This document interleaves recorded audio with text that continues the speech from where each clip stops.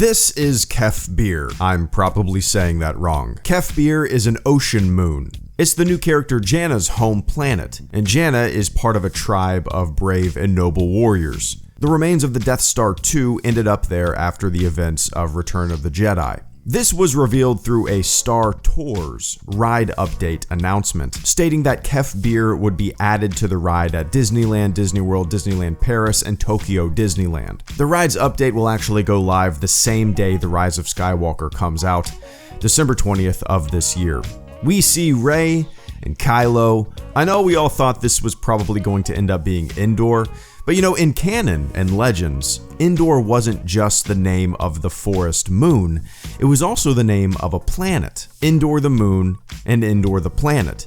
And Endor the moon orbited Endor the planet. In total, Endor the planet had 9 moons. So maybe Kef Bir is one of the 9 moons that orbited Endor the planet. We'll see. More planets, more locations, Star Wars.